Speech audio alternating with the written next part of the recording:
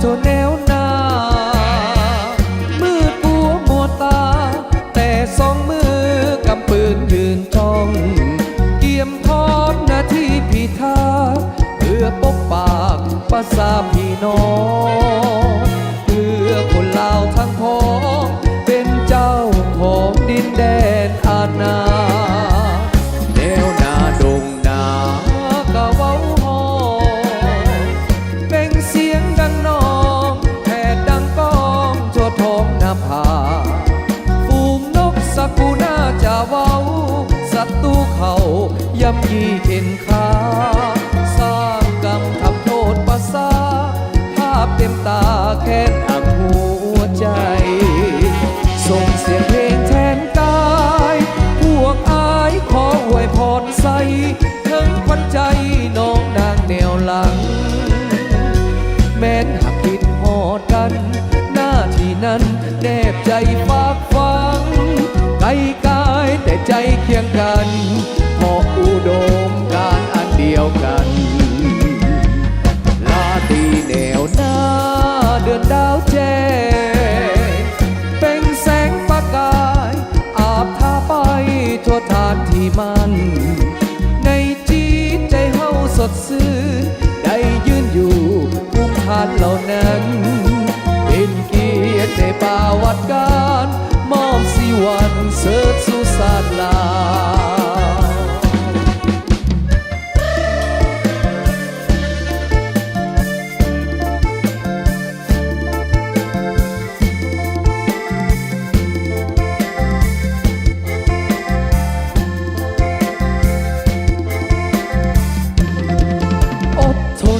ทำงานด้วยกันพวกเขาหนุ่มสายสกันภาคบ้านบนเกิดเมืองนอนพากันเดินจอนเที่ยวนอนตามไพ่สิ่งใดบ่ปานน้ำใจสิ่งใดบ่ปานน้ำใจยากจนเพียงใดเฮาก็คอยเปลี่ยนทำยากจนเพียงใดเฮาก็คอยเปลี่ยนทำงานกู้ศาสตร์เอาสีสละชีวิตเลือดเนื้อเพื่อศาสตร์ทุกยากเพื่อศาสตร์ลาวเฮาจะหนักหรือเบาเฮาต้องอดทนทุกคนเฮาจะสร้างทำลำบากยากกรรมก็เป็นงานของเฮาลำบากยากกรรมก็เป็นงานของเฮาผู้สูงบ่ปานน้ำใจทางยาวไกลนักโคบบ่กลัวอดทนเอาไปสร้างตัวอดทนเอาไปสร้างตัวพยายามฝึกฝนห้ำเพียรเอาก้าวหน้าไปด้วยใจสื่นบานเอาก้าวหน้าไปด้วยใจสื่นบาน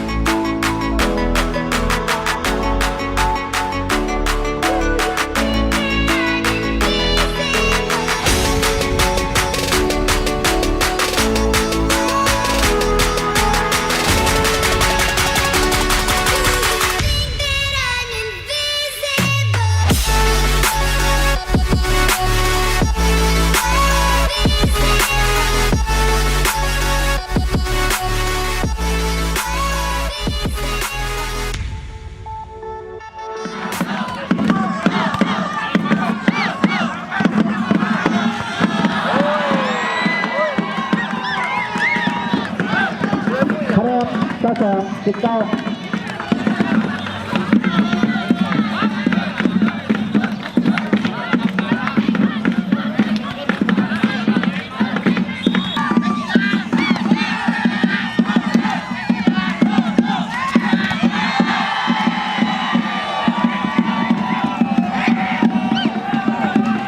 คะแนน3-2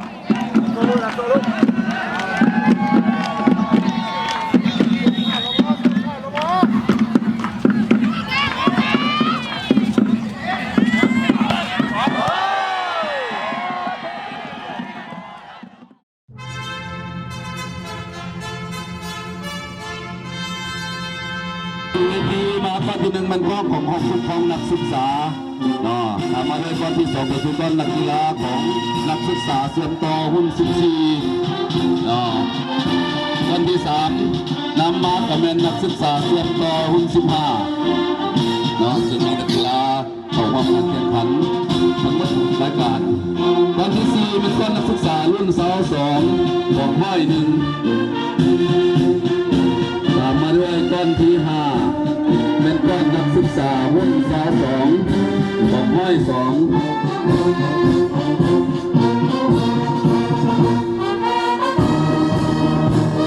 ตามมาด้วยก้อนที่6เป็นก้อนนักศึกษาหุ้นสาว3ของห้อยหนึ่งสุดสีเขียวกำลังเลี้ยวเข้าสู่เวทีตามมาด้วยของห้อยที่7ก้อนนักศึกษาหุ้นสาว3ของห้อย2เสื้อสีฟ้า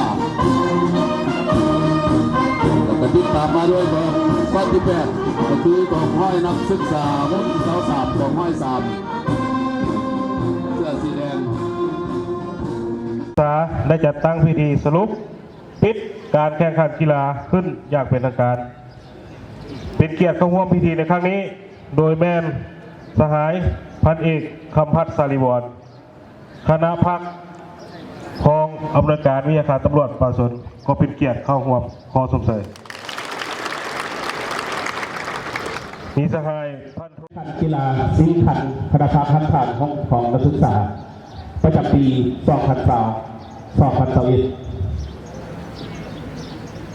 ติดตามทิศทางแผนการของคณะพัฒน์วสปวางอ้อในเรื่องงานการสร้างกระบวนการการพัฒนาเรื่องงานกีฬากายกรรมทีมที่หนึ่งต่อเนื่องเพื่อตั้งนี้มี10ทีมเข้าร่วมแข่งขันแบ่งออกเป็น3สายทีมชนะเลิศในการแข่งขันได้แก่ทีมนักศึกษาห้องที่23ทับ4กองห้อย1ห้องชนะเลิศได้แก่ทีมนักศึกษาห้องที่14ทับ2ต่อ1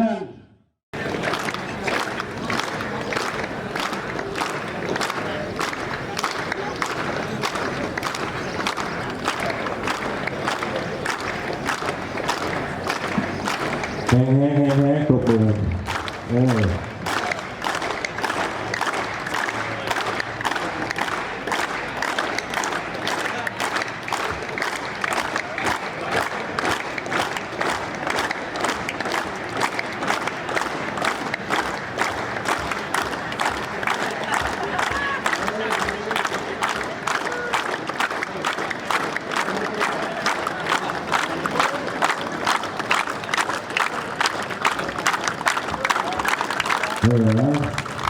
เรียนโปรตุเกสอันนี้รางวัลที่3ปีตั้งนี้ได้แก่นักกีฬานักศึกษากองร้อย14ทับ2กีฬากระโต้ได้แก่ทีมนักศึกษากองร้อย23กองร้อย3กีฬาดึงเชือกสายได้แก่ทีมนักศึกษากองร้อย22ทับ4กองร้อย2เอาเชิญ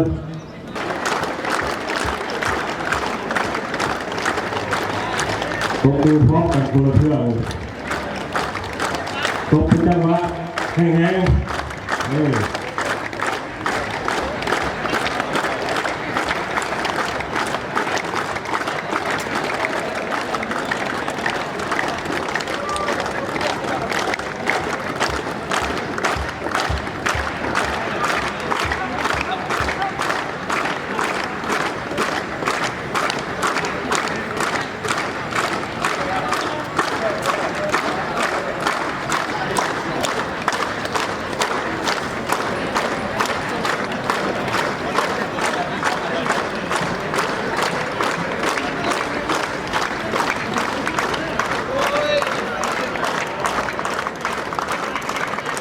รางวัลชนะเลิศก็1กีฬาบาสเกตได้แก่นักกีฬากองห้อย23ทับ4กองห้อย1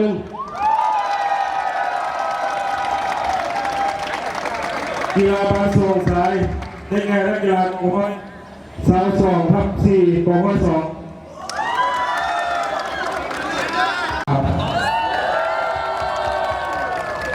ปีตั้งสาย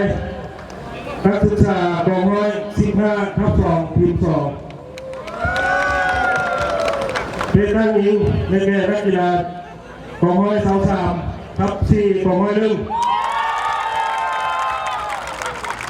กองห้อยเสา3กองห้อย1กีฬาดึงเสื้อสายได้แก่ทีมนักศึกษากองห้อยเสา3/4กองห้อย3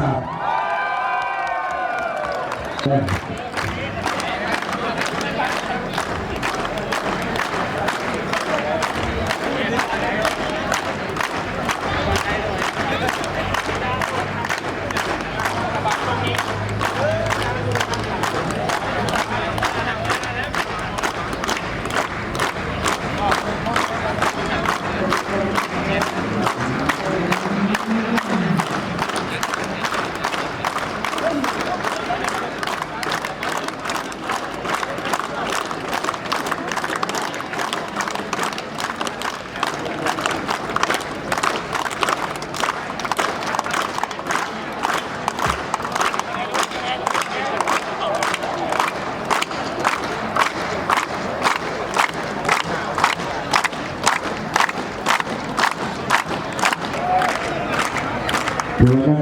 กีฬายิงได้11 ประตูผู้เดียวเนาะสหาย11วงสวัสดิ์คุณนักวงขอให้24ขอให้1เนาะนี่ขอจบเลยเอา3ขอให้1